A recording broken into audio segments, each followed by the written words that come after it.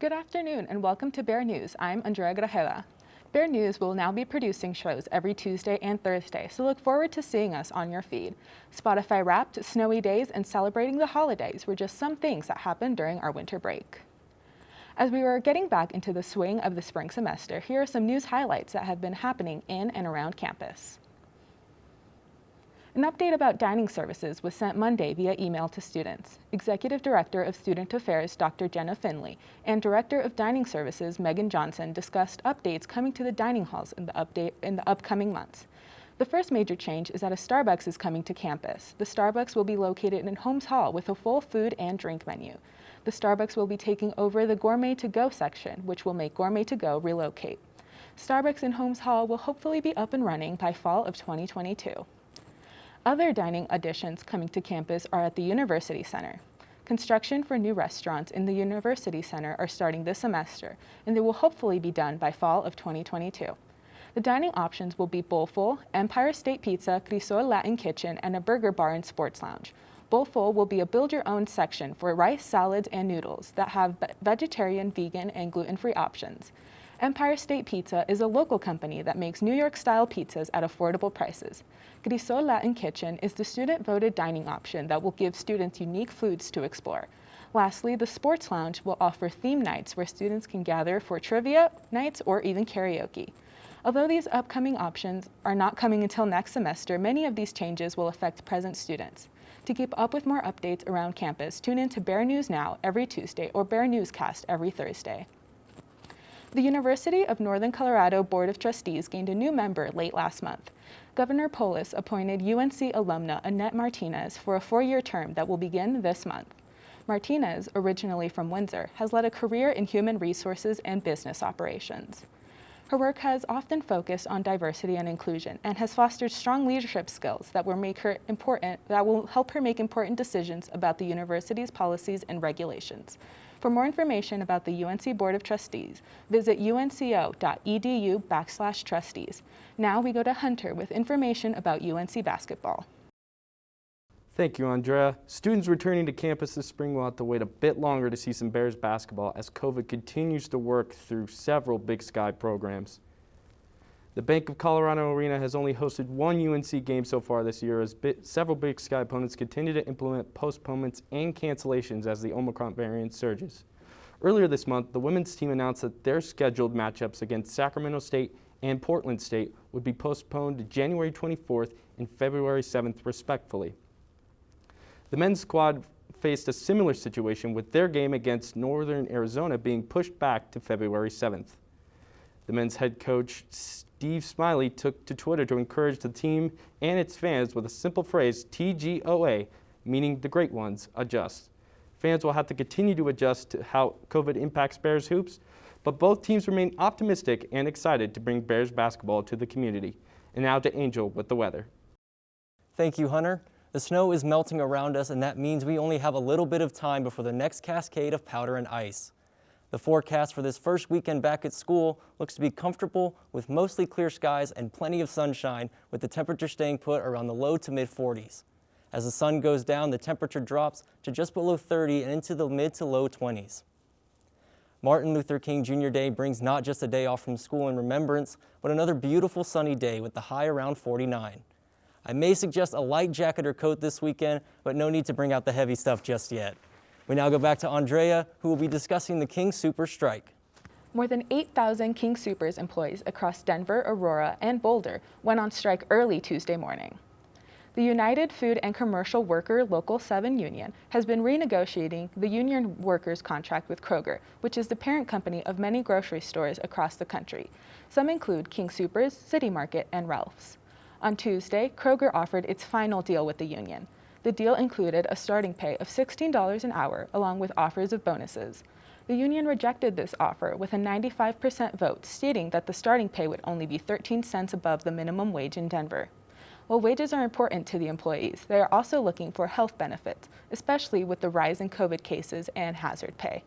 Currently, some King Soopers stores are experiencing empty shelves due to having no employees. King Soopers is also offering a starting pay of $18 an hour for temporary workers. The strike is expected to last 3 weeks. Now we go to Robin, who will talk about their 5 favorite underrated albums released in 2021. Thank you, Andrea. Welcome to Bear News Tunes, where we tell you about the best new music out there. 2021 was an exciting year for music. Great projects were released by both legends like Nas and emerging artists like Olivia Rodrigo. But today, we want to put a special spotlight on the music that flew under the radar last year. So, in no particular order, here's 5 albums that you might have missed in 2021. First up is Sometimes I Might Be Introvert by Little Sims. In a week when both Drake and Kanye West released albums of their own, they were both blown out of the water by a UK rapper with a cult following. Little Sims delivers confident flows and personal lyrics over orchestral beats to make a symphonic rap album that sounds larger than life. If you listen to one song off this album, make it the stunning opener, Introvert. Next up is Crawler by Idols. Idols have quickly become one of the best modern punk bands in the last few years, and their new album sees them going in a darker direction while still maintaining the confrontational sound they're known for. If you check out one song, make it the blood-pumping single, Car Crash. And speaking of blood pumping, the next album is For the First Time by Black Country New Road. Black Country New Road is an up-and-coming post-punk band that combines raw punk energy with long song structures, Eastern European melodies, and compelling spoken word vocals. If that doesn't at least make you curious, I don't know what will. The song I'd recommend most is the chilling story song, Science Fair. Next, we have Sinner Get Ready by Lingua Ignota. Lingua Ignota makes music like nobody else I've ever heard. As a classically trained vocalist, she combines traditional Catholic music with more extreme modern genres like industrial music and death metal. The result is an intensely emotional experience that explores her traumas and her complicated relationship with religion in a way that uniquely mixes sadness, fear, and hope. If you listen to one song, make it the terrifying yet beautiful I Who Bend the Tall Grasses.